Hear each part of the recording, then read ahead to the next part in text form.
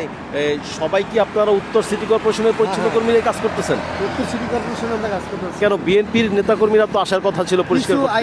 কিছু আইতাছে এরা তো কিছু কাজ করছে, হালকা পাতলা কাজ করছে, আর আবার দেশে কিছু আসতেছে বলতে আমরা দেখেছি যে ফটো সেশন করতেছে বড় নেতারা এসে ঝাড়ু হাতে, এরকম কিছু নাকি তারা এমনিতেই কিছু কইরে মাত্র ওই কড়া ময়লা টাইমের জন্য গেছে, মানে কয়েকটা ময়লা নাস্তা পানি খাইতে গেছে মুতো, মানে কি করবো আগর দেই না, মানে এমনি এমনি পরিষ্কার করে নাই তারা এসে? না আইসা একটু ঝাড়ু মারু দিয়েছে, পরিষ্কার করছে, হালকা পাতলা ময়লাগুলো বার করছে, বার করার পরে এর আবার দিকে গাড়ি ঘোড়া দিকে দিকে রাখছে, রাইখার পরে কিছু ময়লা রেখে কই গেছে, নাস্তায় খেতে গেছেন না কই গেছে এটা বলতে পারি না। যে গাড়িগুলো রয়েছে সেই গাড়িগুলোতে আমরা কোনো ময়লা দেখতে পাচ্ছি না, সব উত্তর সিটি কর্পোরেশন। সিটি কর্পোরেশনের গাড়ি, আমাদের সিটি কর্পোরেশন আমাদের গাড়ি নিয়ে গেছে ময়লা, মানে গাড়িটা খালি করতে নিছে, আমাদের ময়লাগুলা খালি করতে নিছে।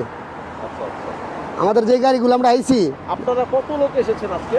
আজকে আমরা বলতে পারি না, প্রতি ওয়ার্ড থেকে লোক আনছে, আমরা 33-34 আমরা আইছি। এক এক ওয়ার্ডে কতজন করে আছেন? এই এক এক ওয়ার্ডে 70 জন, 60 জন, 100 জন এরকম। আপনারা যেখানে আসছেন আপনাদের কি বিএনপির পক্ষ থেকে কোনো সহায়তা দেওয়া হবে সিটি কর্পোরেশনের? এটা ভাই আমরা বলতে পারি না, আমরা সিটি কর্পোরেশনের লোক, আমরা যেটা আইছি আমগো উপর মহলের থেকে কাজ, আমগো সিটি কর্পোরেশন আলতা থেকে আমরা যে আনাইছে, আমরা এই কাজ আমার কর্তব্য, আমরা যেটা করতে হইব।